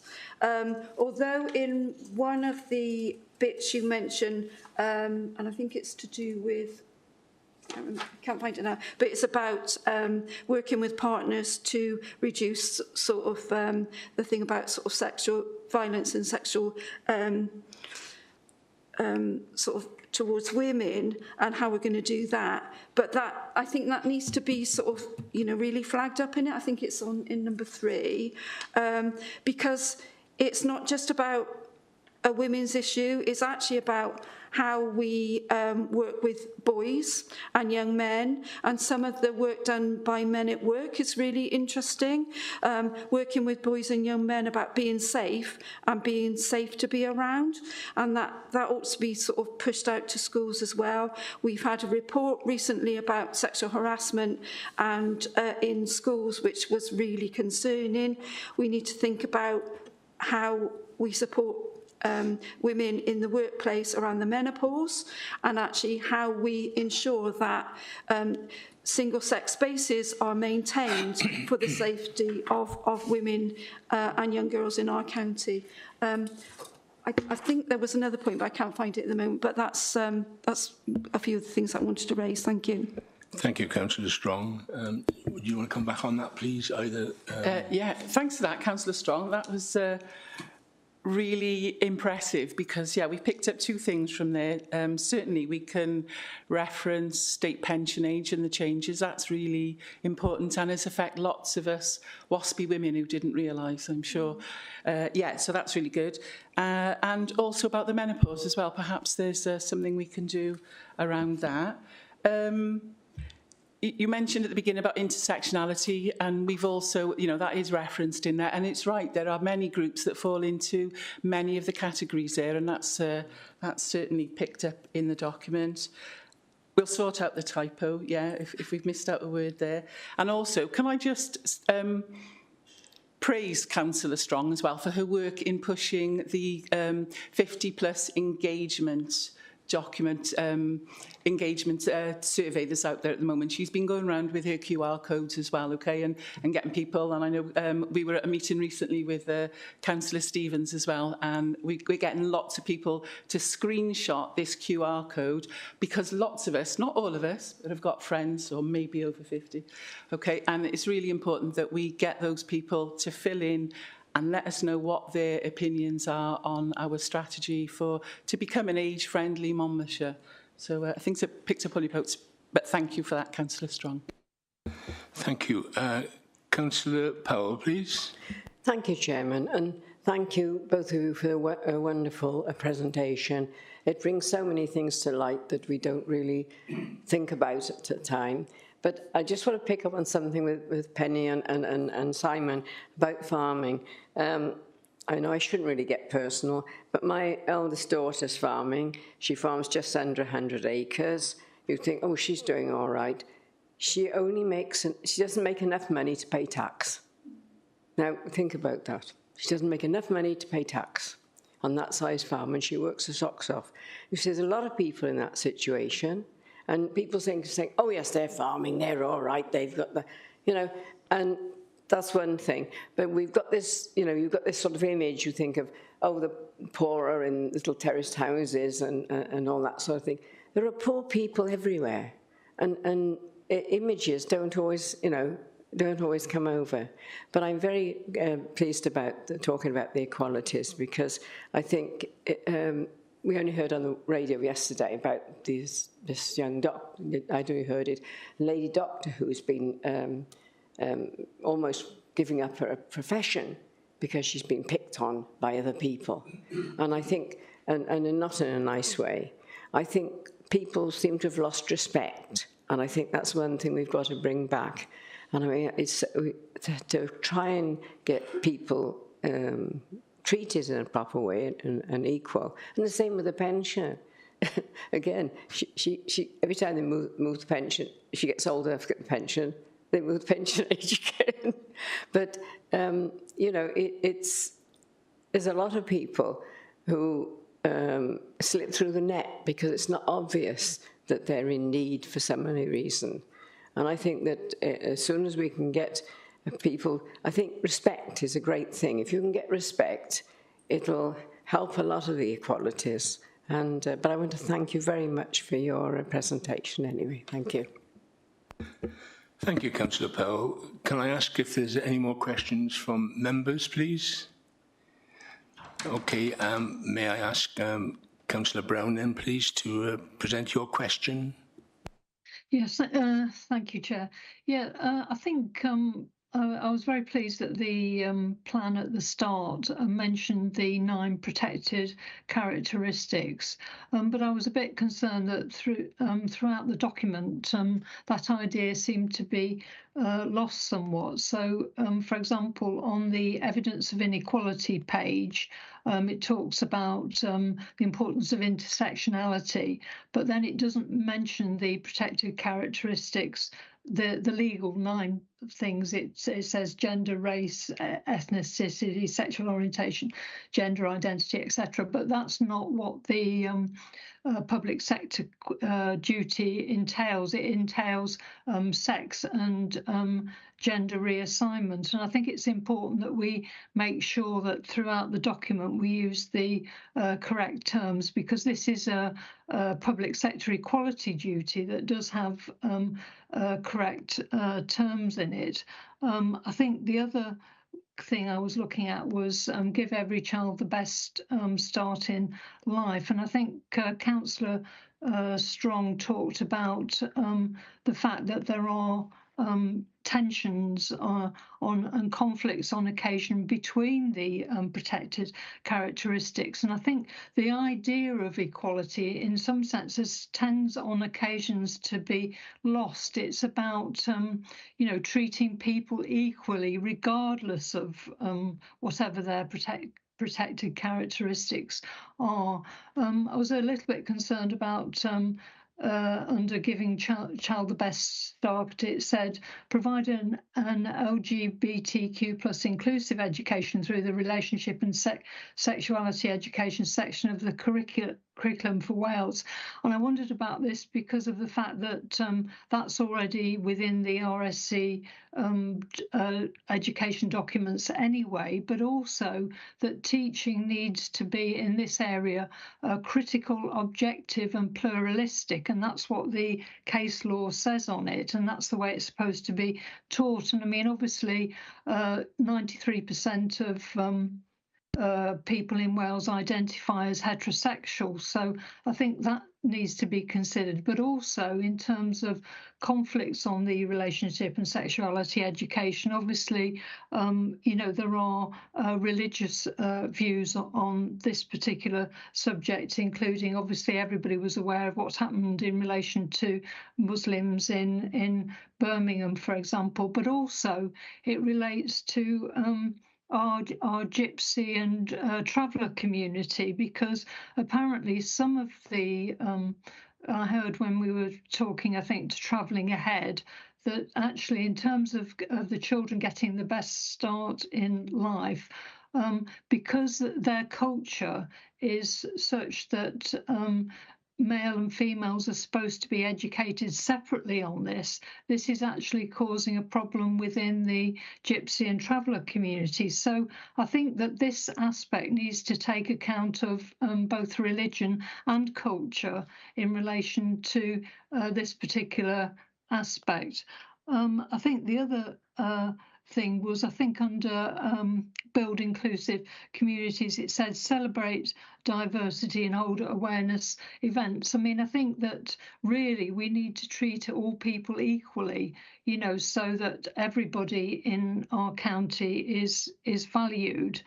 The The other thing is in terms of 6, where it says ensure we have a diverse workforce. Again, it says race, gender, sexual orientation, or age. Now, obviously, that doesn't cover all of the protected characteristics, and women do experience problems with pregnancy and not getting full career opportunities and so forth. So some of the characteristics, although they are within the objectives that have been set, don't seem to be covered in particular detail, such as marriage and civil partnership, pregnancy. But I also I made this point in relation to the code of conduct, that it didn't include, it should say sex gender reassignment, not just say gender. And sex discrimination is an important factor in terms of women-only spaces, and I don't think if we start using terms like gender, it helps, because then we forget about the sex discrimination that actually exists and is an important factor in career opportunities and so forth. I mean, I would like to comment on the impact assessment, but I've probably said enough already. But I think, I'm not sure how long the consultation runs for, but I think some of the equality factors and the tensions and conflicts between them haven't been considered properly in relation to this particular document and you know, its impact on particular protected characteristics. I hope that puts some of the things through. Thank you. Thank you, Councillor Brown. There's lots of issues that you've got there, and I thank you for your input into this situation. Is there anything specifically you would like to ask as a question, or can we just take those issues on board and carry on with what we're doing going forward with the consultation? Yeah, I think it was really, in a sense, comments on it, and if amendments can be made, because I do think, you know, women's rights and so forth are important, and they do tend to get neglected when you use the wrong terminology for the protected characteristics. I think encouraging to me, in the pre-meeting, we discussed about 4 years hence and who can actually predict what's going to happen. But I think the comment from the Cabinet member saying that this is not made in stone, which is very encouraging as far as I was concerned. And obviously this document can be altered, changed, added, or whatever you want to put into that situation going forward. So I was very encouraged with that, really. Is there anything you want to say as far as you're concerned, Matt, please? No, I mean, there's quite a bit then. Obviously, that's all incredibly useful feedback. You know, particularly comments around, you know, recognising the actual language of the public sector, equality duty. There may be occasions where I sort of drifted or shorthand said, for example, rather than being precise. So certainly we're going to have a look at that. The other point I mentioned, I acknowledge the comment made by Councillor Brown, in particular around that there's probably not a huge amount of actions in here targeted or focused on the marriage and civil partnership protected characteristic. That's something that's acknowledged within the impact assessment. It's not a group that we have a huge amount of evidence of sort of discrimination or disadvantage. But again, we always remain open to hearing that evidence, receiving it and adjusting the actions accordingly as new evidence comes to light. But I think I'd certainly acknowledge and recognise the point that Councillor Brown makes there. I think, could I just add, Chair, that I think it's important to note that there is case law now to say that gender critical views are actually recognised as a philosophical conviction, which is protected in law. Thank you. Thank you, Councillor Brown. So can we move forward then? And I'll ask Hazel to sum up again on this subject, please. Yes, thanks, Chair. We're using Copilot today, which has proven very, very helpful. So just a short summary, really, of some of the points that you've raised for the benefit of Matt and Councillor Sandals. So we talked about rural poverty and the implications for our future economy, particularly for farmers. We talked about the opportunity to consider progress and update this live document, recognising that it can be revised to reflect the nature of Monmouthshire and gather more evidence, particularly around rurality. And we also acknowledged the alignment to the budget. Members felt the plan was well drafted and offered a clear vision, but there were some points for officers and Cabinet to reflect on the protected characteristic, particularly of sex, raised by Councillor Strong. So there were some comments around particularly sexual violence and how we work with boys and young men around personal safety, also sexual harassment reports in schools and how we can ensure that single-sex spaces are maintained, and also how we consider supporting women through the menopause. We also talked about the raising of state pension age and the implications there. And then we have many points raised by Councillor Brown, but some of the really key ones are some issues around the terminology and the consistency within the document, which I think Matt's acknowledged, especially regarding those protected characteristics. And then some concerns about the objective of providing an LGBTQ plus inclusive education and how that aligns with the teaching approach. Also, we mentioned that we recognise the conflicts and tensions between different groups and the idea of equality for all. And I think the sense from the top table is that members are supportive of this document, whilst acknowledging that it is for 4 years hence, and that it will need some revision. And I think the officers also mentioned that you might want to bring this back at a future point to use it to consider progress on some of the areas that you've mentioned today. So does that reflect your views as a committee on this item that we can pass on to the Cabinet member?